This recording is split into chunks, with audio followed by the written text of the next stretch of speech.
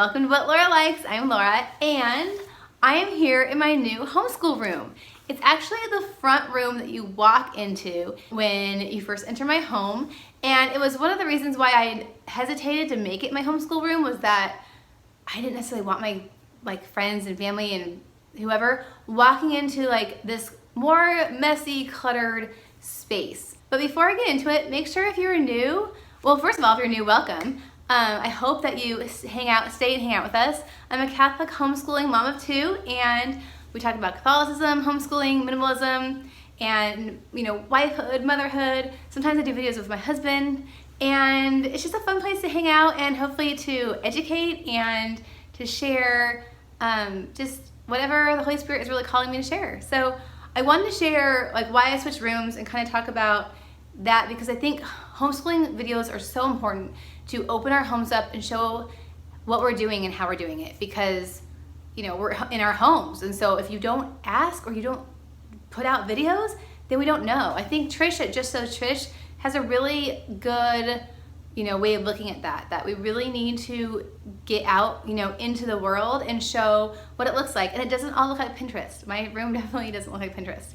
So with that said, I'm going to talk about the top 3 reasons that we switched. I'm also going to give you a little tour, and then at the end I'm going to talk about what I'm using for Neil's pre-K, because I'm pretty relaxed when it comes to pre-K. I really think that playing is his main job, but it is nice if you can teach some phonics or some basic mathematics skills along the way, so I'm going to show those at the end. So make sure if you give this video a thumbs up if you end up liking it, and let's get going. Okay, so the first reason that I switched our homeschool rooms is that I needed more wall space. And so I wanted to hang up a map. If we were doing a unit study on something and I wanted to hang up some posters, if I wanted to just do anything, there was no wall space. And as I got more into looking at, especially with pre-K, wanting to hang up the alphabet and numbers, and so that, they're just kind of in his face all day. Or Chloe's gonna start learning cursive and maybe hang up a cursive alphabet. I just didn't have a whole lot of space. I had some over her desk, but he lost his desk space for now. I needed more wall space. So that was the main reason I want to say for us moving. The second reason is that this front room wasn't getting used much. If people walk into the door, we don't stop in this front room. Everyone always heads back. That's where the kitchen is. That's where one of the couches was. That's where the TV was. It wasn't being used. It's like those maps, those heat maps of the house. If you guys watched the Netflix documentary, The Minimalism, which I highly suggest, by oh my gosh, Josh and Ryan. I used to know their names because I used to be huge fans, and I just kind of stepped away.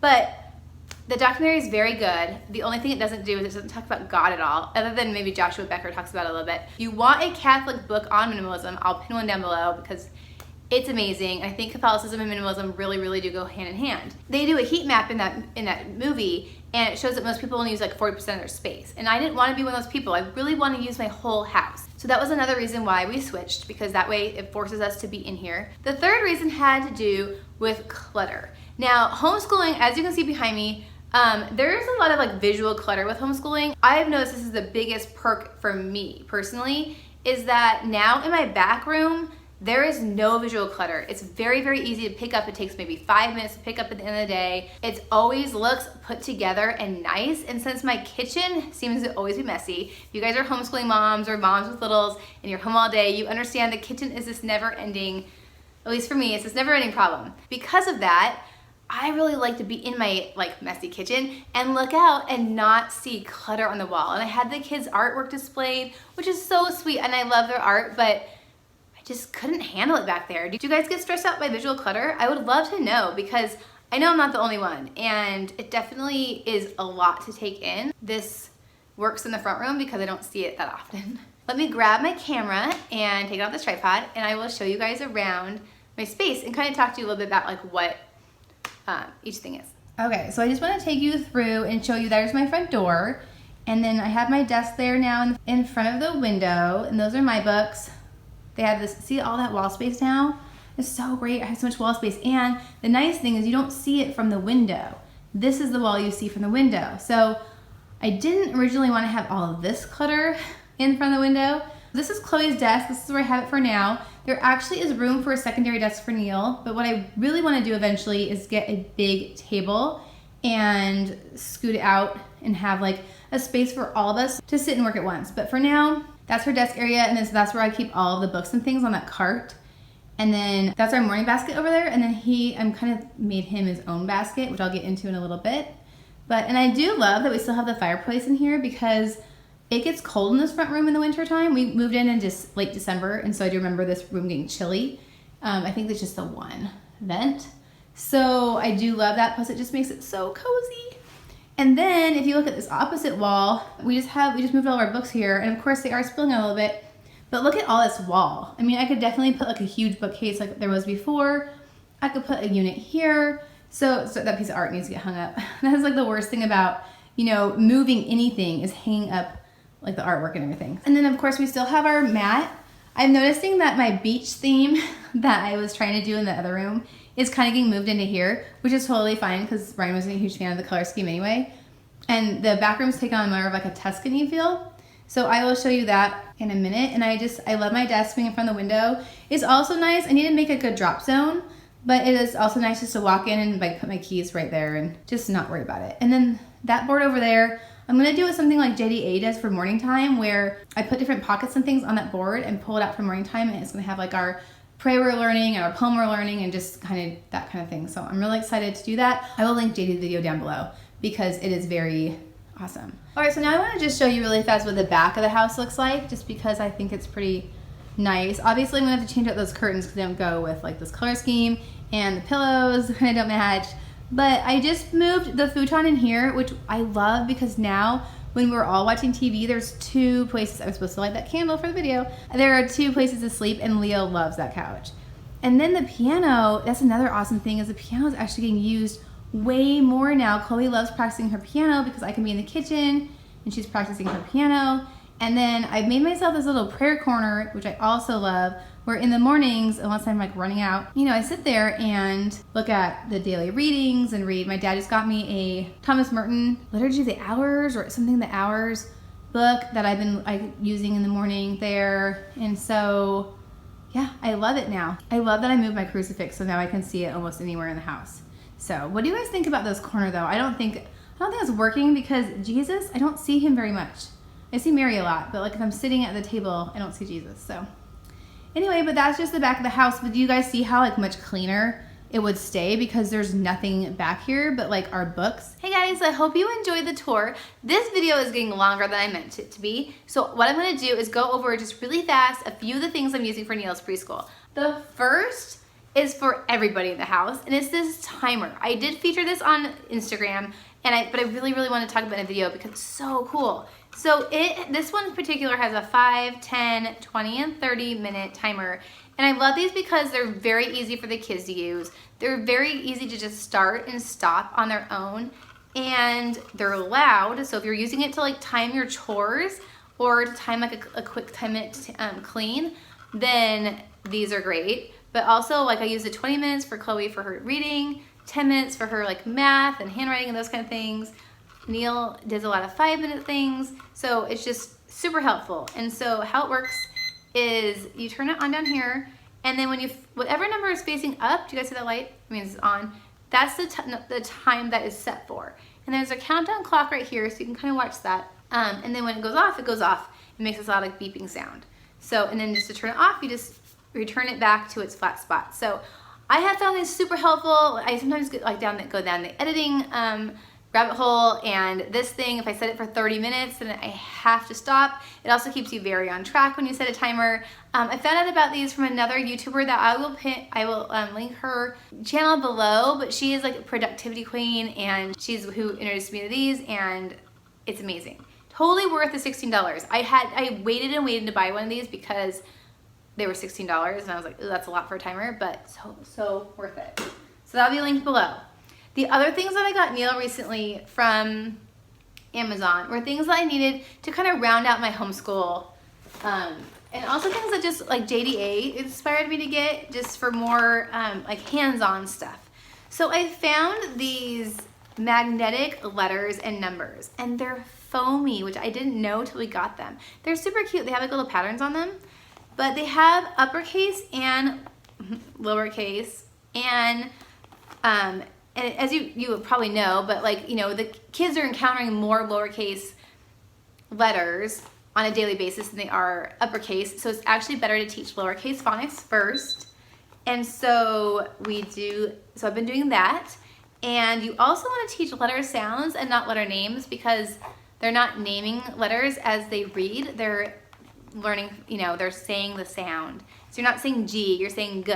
So you really want to recognize the shape with the phonetics more than the letter name, which the letter name is important, but it can come later. So these are really great. And my board over there that I showed earlier, that is magnetic, and so that's what these are used for, is on that board to do all sorts of things together. The other thing that I got him recently are these beads. And you think, well, what, pre-K and beads? Like, aren't you supposed to be doing like math and learning? But here's the thing, these beads are really, and I love the size. They are plastic. They do have wooden ones if you want to spend more money. These were, I can't remember how much these were, but I will link all these below. But the reason I got these, or I found a kindergarten readiness checklist online, just because I was curious. I was like, where is Neil at if he was gonna go to kindergarten next year? And there was a lot of fine motor skills on there that I don't really stress. And so I'm like, well, gosh, I'm gonna pick up some beads as a stringing activity. They can also be used to teach, you know, 2-dimensional and 3-dimensional shapes. You can teach patterns with this. If your kids are really little, you can do, you know, color recognition, color grouping. There's a lot of great activities you can do just from the set of beads. And this set comes with 2 strings and 30 beads. But just this idea of, you know, stringing a bead is really good developmentally. These actually are also, I guess, really good for kids with autism. I saw that kept coming across that term when they describe the beads. So if you have a 3-year-old, 4-year-old, these are really great. My 8-year-old was like, you know, stringing beads. She has her own stuff upstairs. I'm really glad that we added these to our homeschool. And it was funny because Neil at first was like, I don't want those. And then now they're like his favorite thing. Of course. The third thing I got for him specifically are these sequence story cards. There are 4 in a sequence. You have to kind of, they come in order, but these have been mixed up since. So here's 2, right?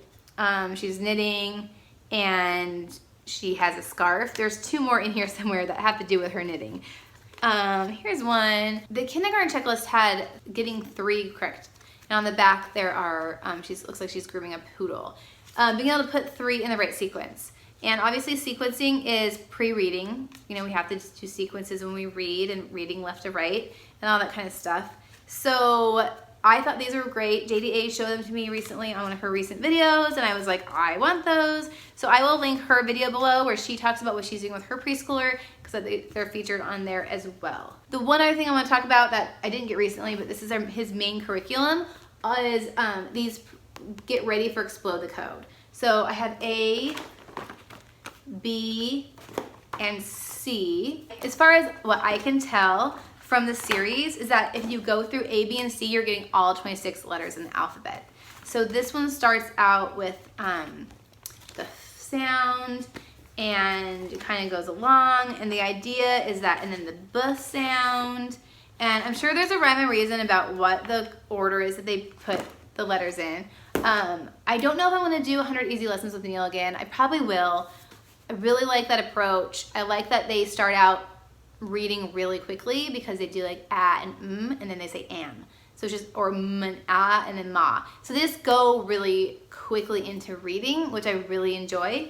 But I started that with Chloe after 5, so I'm gonna wait till Neil's at least 5, because typically boys read at a later age than girls. Not always though. But anyway, that's it. Besides morning time where we do all of our literature and Bible and music and poetry and, you know, all the good stuff, history and science, we do all that together. So that's morning time. So this is really just rounding out those basic skills that he needs that, you know, Chloe's already conquered. So I'd love to know what you guys use for pre-K, how old your kids are, if you have a homeschool room or not, if you have any questions.